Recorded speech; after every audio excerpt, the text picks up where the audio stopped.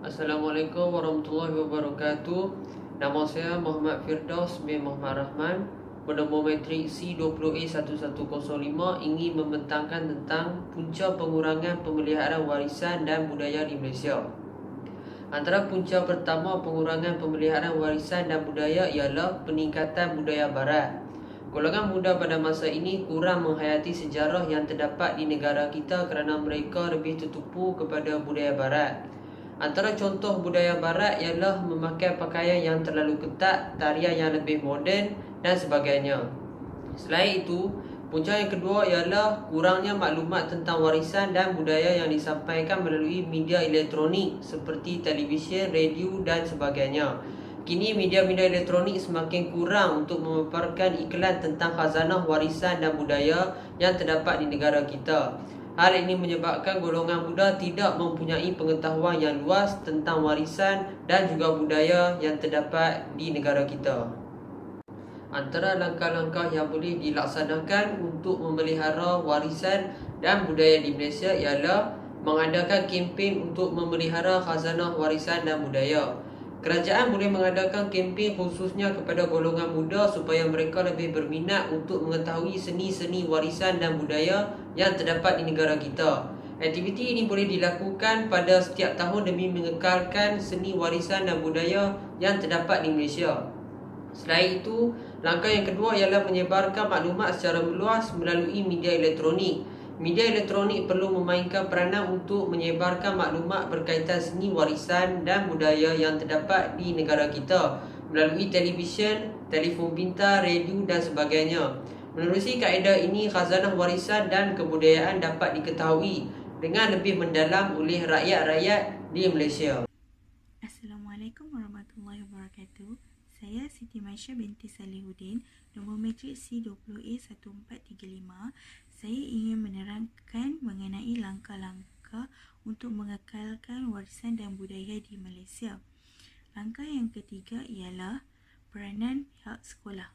Pihak sekolah juga memainkan peranan yang penting untuk meneruskan aktiviti kebudayaan dalam semua kaum di Malaysia.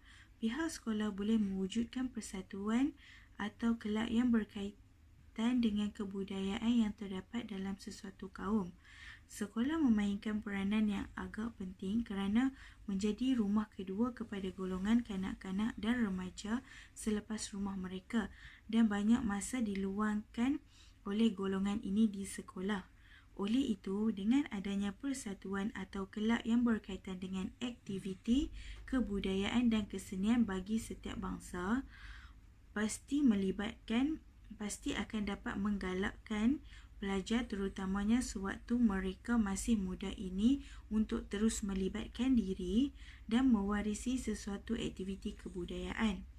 Pihak sekolah bolehlah mewujudkan kelab seperti kelab tarian Melayu, tarian Cina, tarian India, kelab mencanting batik dan sebagainya.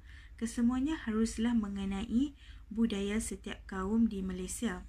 Di samping itu, keadaan ini juga dapat menggalakkan pelajar untuk mempelajari budaya kaum-kaum yang berlainan dan kaum sendiri. Oleh itu, pihak sekolah haruslah memainkan peranan yang sewajarnya supaya dapat menanam sikap cintakan budaya Malaysia dalam diri para pelajar sejak mereka masih muda lagi. Pelbagai usaha juga boleh dilakukan oleh pihak kerajaan untuk mengekalkan tradisi kaum-kaum di Malaysia. Kerajaan khususnya Kementerian Penerangan, Komunikasi dan Kebudayaan Malaysia bertanggungjawab untuk mengadakan aktiviti kebudayaan rakyat Malaysia sekurang-kurangnya sekali dalam setahun untuk mendedahkan kepada rakyat tentang keunikan budaya yang terdapat di Malaysia. Pesta kebudayaan dan kesenian boleh diadakan di peringkat negeri, negara mahupun antarabangsa untuk menunjukkan pelbagai aktiviti kebudayaan yang terdapat di Malaysia yang meliputi tarian, muzik, makanan, pakaian dan sebagainya.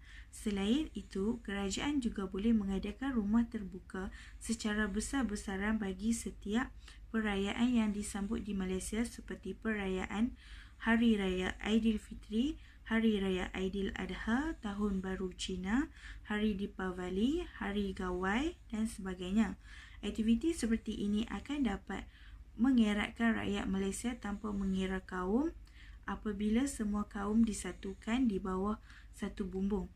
Oleh itu, jelaslah bahawa peranan kerajaan amat penting dalam usaha untuk mengekalkan budaya rakyat Malaysia dalam pelbagai aspek, sama ada di peringkat negeri, negara maupun antarabangsa.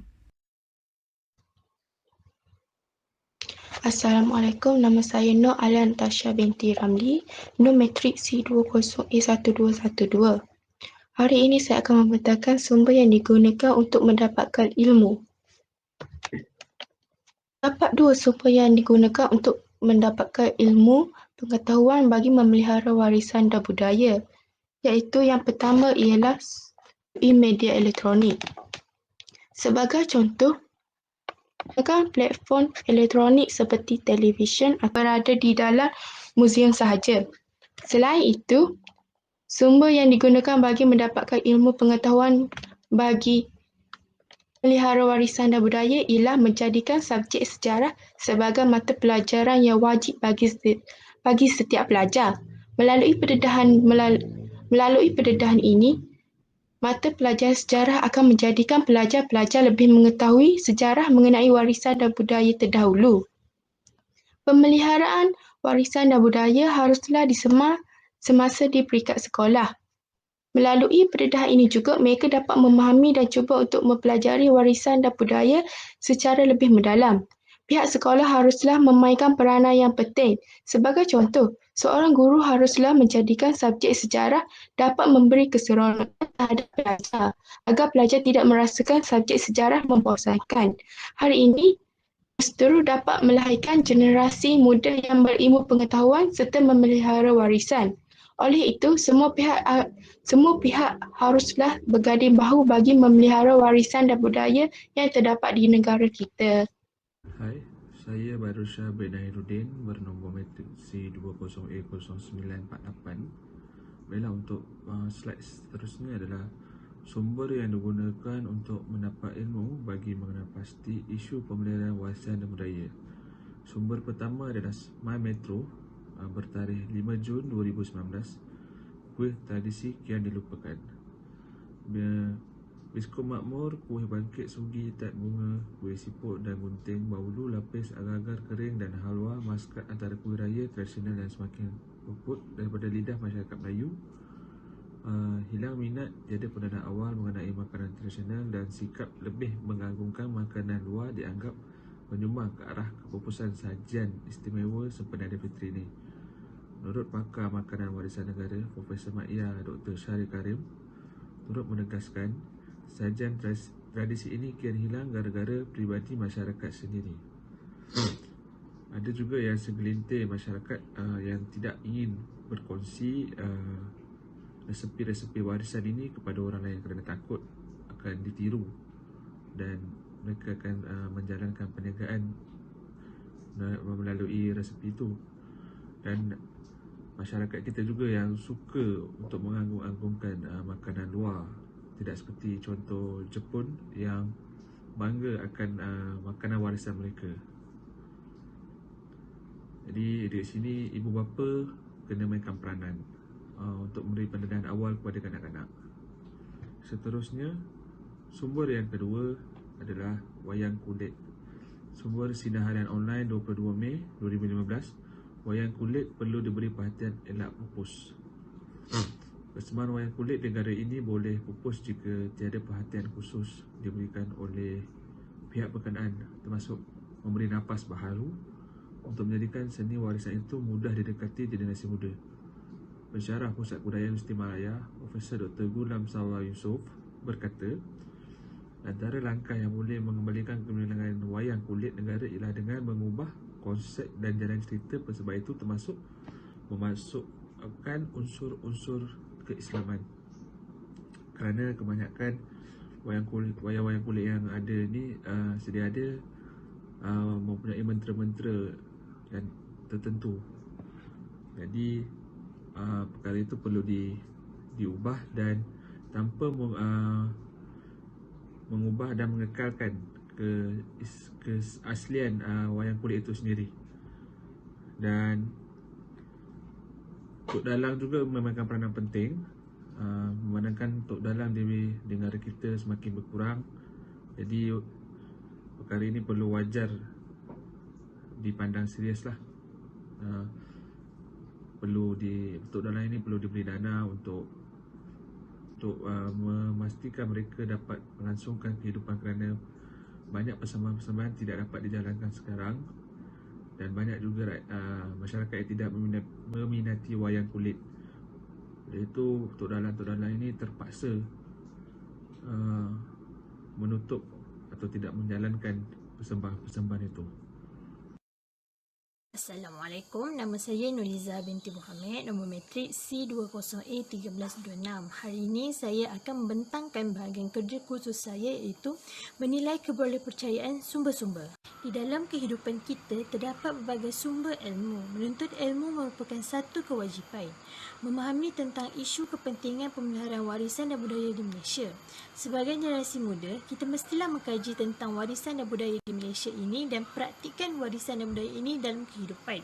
Sekiranya bukan kita yang memahami kepentingan pemeliharaan warisan dan budaya di Malaysia, maka tiada siapa yang akan mengambil tahu tentang ini. Selain itu, mempertimbangkan aspek-aspek penting di dalam pemeliharaan warisan dan budaya di Malaysia. Antara aspek yang penting dalam isu pemeliharaan warisan dan budaya ini ialah sikap masyarakat terhadap ilmu berkaitan tentang mengetahui apa itu pemeliharaan warisan dan budaya. Oleh itu, semua pihak menjadi sebahagian penting untuk mendalami aspek-aspek penting pemeliharaan warisan dan budaya. Ini persembahan dan sukan permainan. Generasi muda juga kurang berminat dan tiada pengetahuan tentang warisan dan budaya di Malaysia. Setelah kajian dilakukan, isu kepentingan pemeliharaan warisan dan budaya di Malaysia ialah kurangnya pendedahan generasi muda terhadap sejarah warisan turun-temurun seperti perubatan tradisional, pakaian tradisional, kerana mereka tidak mengambil berat tentang hal ini. Saya mengetahui sumber ini melalui pembelajaran di sekolah, televisyen dan media sosial. Sumber ini boleh dipercayai kerana memang sedang berlaku di Malaysia pada masa kini. Segelintir pihak masyarakat ada yang menganggap isu pemeliharaan warisan dan budaya ini tidak penting kerana mereka terlalu mengikut perkembangan dunia sampai melupai asal warisan dan budaya di negara sendiri. Hai, nama saya Stelia Alsisulong, nombor matrik C20A1468. Saya akan membentangkan kaedah pemerolehan ilmu. Terdapat 4 jenis kaedah pemerolehan ilmu, iaitu internet, kamus, ensiklopedia dan juga aplikasi YouTube. Kami menggunakan internet untuk mencari maklumat yang berkaitan dengan pemeliharaan warisan dan budaya di Malaysia, kerana internet memudahkan kami mencari maklumat yang sedia ada. Seterusnya, kami menggunakan kamus untuk merujuk maksud sesuatu perkataan dan mengenal pasti istilah tersebut adalah benar serta merujuk ejaan yang betul. Terusnya, kami menggunakan ensiklopedia yang merangkumi pencarian maklumat dalam buku, rujukan maya atau akhbar, serta mengandungi pengetahuan terperinci. Ensiklopedia juga mempunyai pengetahuan ilmiah, falsafah, dan artistik. Yang terakhir, memandangkan sekarang PKP, kami tidak dapat menemu bual secara bersemuka untuk meminta pandangan orang lain. Jadi, kami menggunakan aplikasi YouTube untuk melihat dan mendengar rakaman yang telah dikongsikan oleh masyarakat tentang pemeliharaan warisan dan budaya di Malaysia. Sekian dari saya. Terima kasih. Hai, Assalamualaikum. Saya Nur Syahidah binti Muhammad Safi, memegang nombor matrik C AA1279. Okey, saya akan membentangkan tentang kaedah pemulihan ilmu yang terdapat dalam assignment kami, iaitu kaedah didaktif dan kaedah induktif. Okey, persoalan permasalahan kaedah pemulihan ilmu termasuk dalam persoalan falsafah ilmu, khususnya dalam aspek epistemologi ilmu. Ini kerana epistemologi merupakan perbahasan tentang sumber dan kebenaran ilmu. Perbahasan tentang kepentingan pemeliharaan warisan dan budaya di Malaysia. Apakah itu didaktif? Pengertiannya, perkataan didaktif bermaksud penalaran dari kesimpulan atau rumusan kepada kes-kes tertentu. Apakah itu silogism? Dalam ilmu logik, perkara ini dibahaskan apa yang dinamakan silogism, iaitu kias, dua pernyataan yang mengandungi unsur yang sama. Salah satu sifatnya bersifat umum. Yang menyimpulkan adalah pernyataan yang ketiga, kebenarannya sama dengan kebenaran yang ada pada dua pernyataan sebelumnya. Dari ini dapat difahami silogism bertolak dari sifat umum kepada sifat khusus atau dari kesimpulan umum kepada kes-kes khusus. Sebagai ilmu rasional, kaedah didaktif bertolak dari pernyataan atau teori yang dipanggil aksiom, iaitu kebenaran yang diterima pakai sebelum melalui proses pengalaman. Aksiom. Apakah itu kaedah induktif? Kaedah induktif ialah penalaran dari kes-kes khusus kepada kesimpulan atau rumusan umum. Ia merupakan sistem penalaran yang menelaah prinsip-prinsip penyimpulan yang sah dari sejumlah hal-hal yang khusus kepada kesimpulan yang bersifat barangkali. Assalamualaikum, nama saya Syed Afid Azmi bin Senasi. Hari ini saya akan bentangkan tentang justifikasi dan rasional terhadap sumber. Jadi ada dua sumber yang dipilih dalam tajuk ini, iaitu media elektronik dan buku sejarah. Media elektronik ialah alat ataupun saluran komunikasi yang berupa ataupun menggunakan elektron yang moden seperti televisyen, radio, laptop, tablet dan lain-lain lagi. Hal ini dipilih kerana media elektronik ini mudah didapati dan lebih dekat dengan masyarakat. Kesahihan maklumat yang ditunjukkan dalam media ini mestilah diperakui oleh kerajaan. Sebagai contoh, pelbagai rancangan yang boleh dijadikan sumber seperti di media prima, ekstrawani dan YouTube. Rasionalnya ialah perkembangan teknologi moden telah membawa era baru dalam membantu penggunaan teknologi dalam bidang pendidikan. Alat media elektronik ini telah membantu secara meluas dalam bidang pendidikan di barat. Menyedari tentang keberkesanan dan keperluannya dalam zaman internet ini, maka aliran tersebut telah berkembang di negara ini. Bagi sumber buku sejarah pula, buku bermaksud kepingan helaian kertas yang bertulis yang diikat menjadi satu unit. Dalam konteks lain, buku dikenali sebagai monograf. Manakala sejarah bermaksud perkara yang benar-benar berlaku pada masa yang lampau. Buku sejarah ini terbukti kesahihannya kerana ditulis oleh tokoh-tokoh ataupun orang yang berpengetahuan dalam bidang ini. Sebagai contoh, buku teks sejarah di sekolah telah diperakui oleh kerajaan sendiri untuk supaya pelajar-pelajar lebih memahami sejarah.